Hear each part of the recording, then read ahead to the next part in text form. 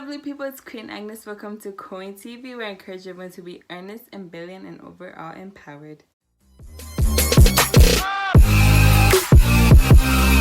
My video, as you can tell by the title, it's going to be the part 2 to prayer. And I know a lot of you guys have been asking me to do part 2 because I know how important prayer is in life. And like mentioned in my last video, I've been MIA, but I'm going to try to get back to not necessarily the schedule, because I don't think that schedule is gonna work for me anymore, but I'm gonna try to go back to a little bit consistent, at least dropping one video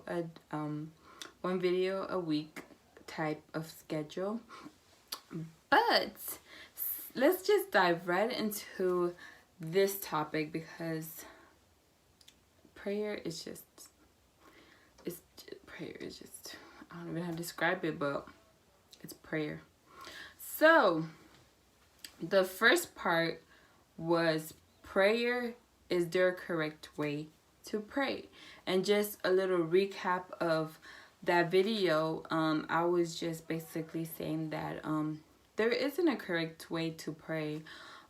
Just like talking to someone, there isn't a correct way, but we can always use a little guidance and kind of like our essays at school. Like there isn't a correct way to write them. Actually there is, but we don't necessarily have to follow it word for word, but there is a guide.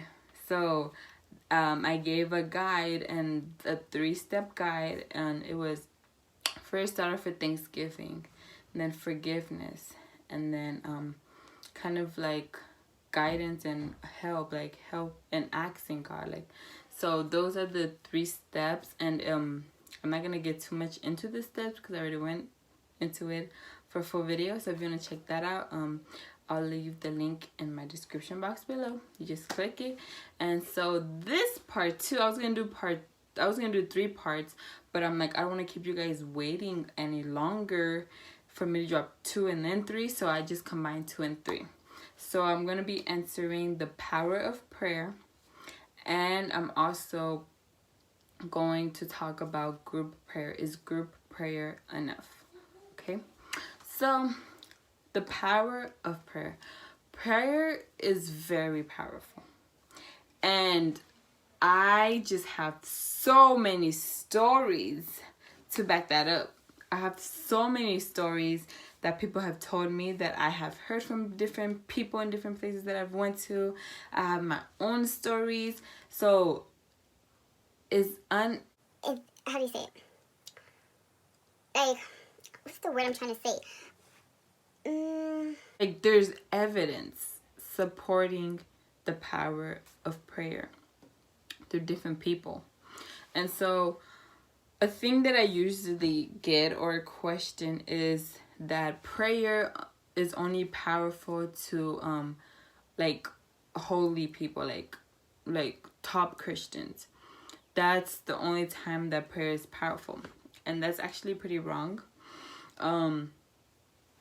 It's wrong because I've seen it myself where I wasn't at the level that I need to be, but my prayers was still answered. And I think I touched on this in my last video where I talked about God answers in 3 ways. And in case I didn't, I'm just gonna do a little review.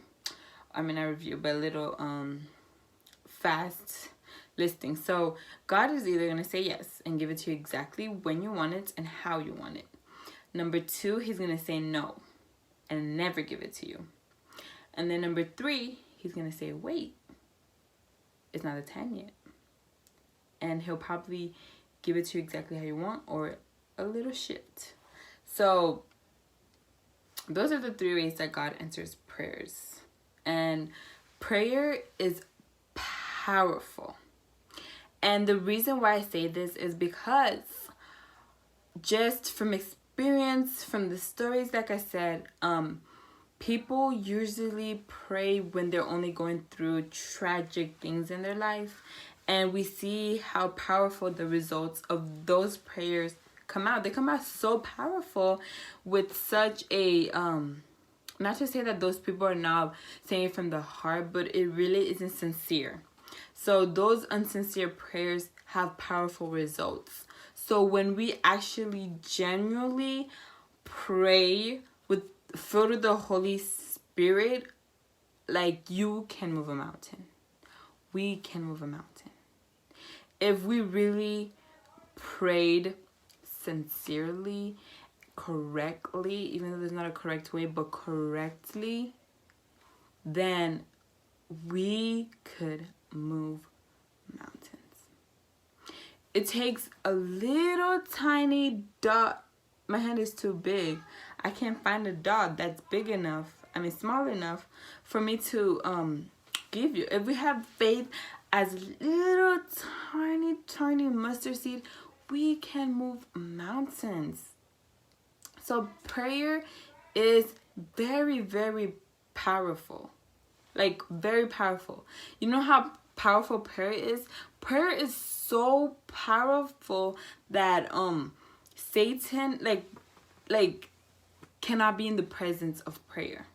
He can't. If whatever you're going through, when you're happy, pray. Pray.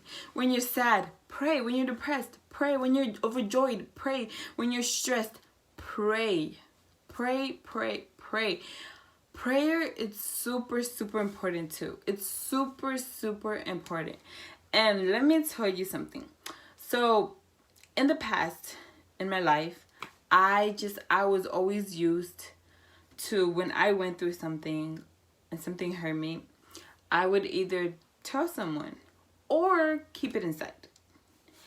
And so these past couple of months, I've tried just telling God, going straight to prayer and telling God.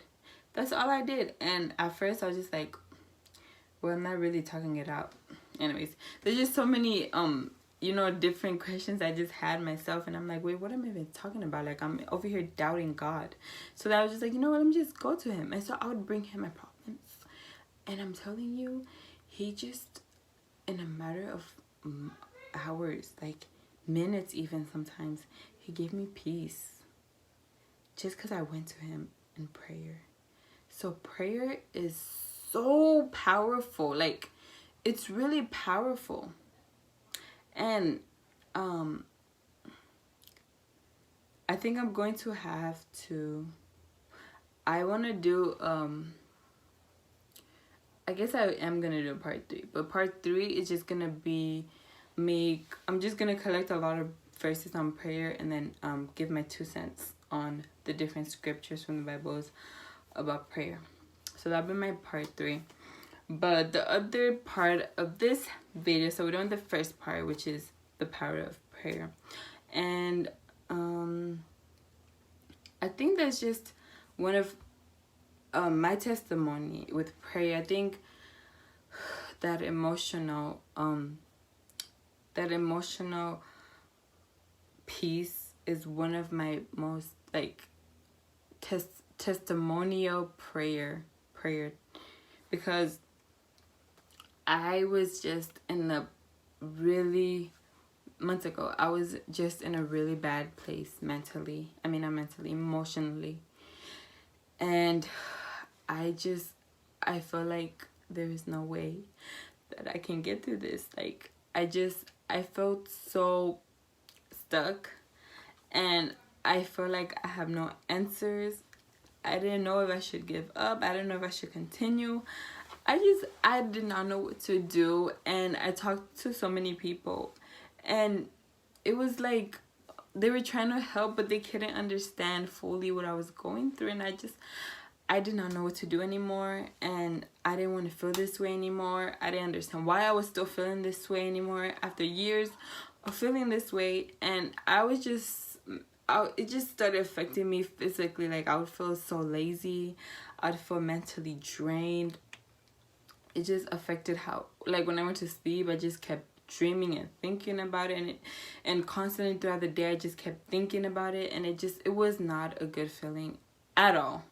And so I just decided to do like a little fasting and pray a lot. And when I prayed, you know how powerful prayer is? Like, I was shedding tears.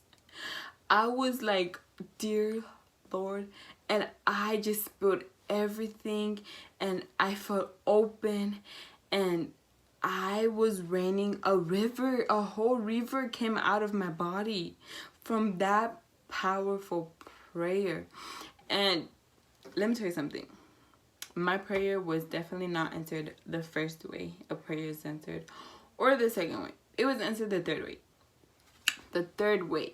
So I prayed sincerely for months and months and months.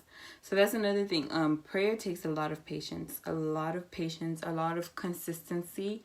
You can't just give up the first time you pray for something, say, oh, he heard me.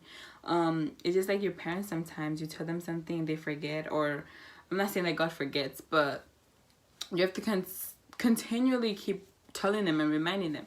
And so I I sincerely prayed, and I was crying so much for months about this thing that was just draining me emotionally, physically, whatever.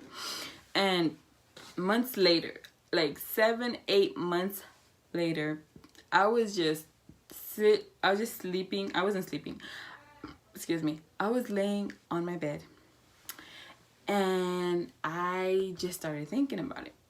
And I was like, here we go again. Here I go thinking about it. But I was like, wait, hold up, what's happening? Because usually, I start thinking about that situation with a certain question or a certain thought.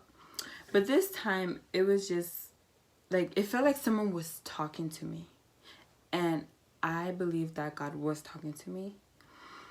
And he was just like, he told me. He just told me something, and then I was like, you're funny. That's what I told God.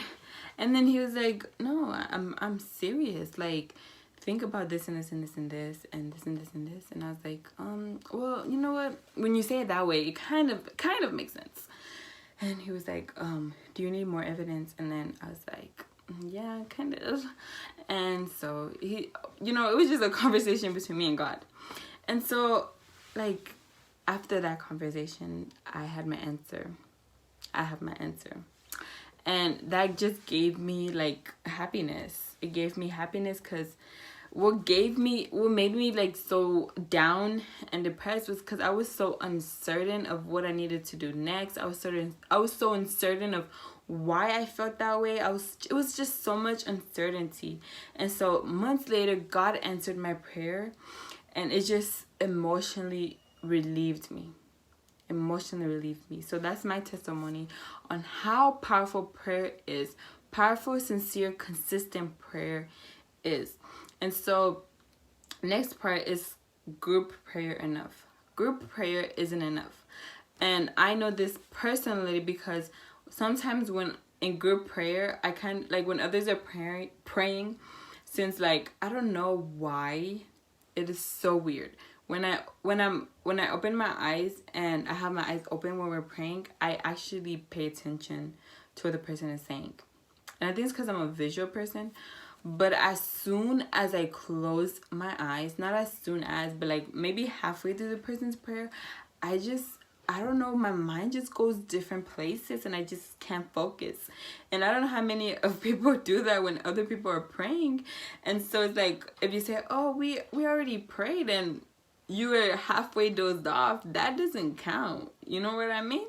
But when you have your personal prayer, you are dedicated, you are sincere, you're focusing, you're talking to God, you're bringing your problems to God. And another reason why independent prayer is important, because there's just certain things that you don't say when you're in a group with people. There's certain there's just certain things that you wouldn't say when you're in a group of people, and there's certain things that you shouldn't have to say in group prayers. So I definitely group prayer is not enough. It is not enough. Just from personal experience, and I've talked to a lot of people who agree with me, like sometimes you just doze off, like it happens. And I mean, it happens. You doze off when other people are praying. And that's why personal devotion is important too. And also, like I said, like praying is you talking with God. So that's it. Did I say this in my last video or this video? So I think it was last video. So like I said, so prayer is like when you want to develop a relationship with a person. A strong friendship, I believe you need that one-on-one time with that person, you know. You can't just always be in a group. Every time you're with that person is literally in a group, and expect to have a personal, strong relationship with this person and never have personal talks with them. It's just, it doesn't click. It doesn't make sense to me. And so it's the same thing with God. So, that is it, my lovely people. Thank you for tuning in on the episode of Try Again, This Time with God. Make sure you like, comment, subscribe. Have a blessed day. Thank you.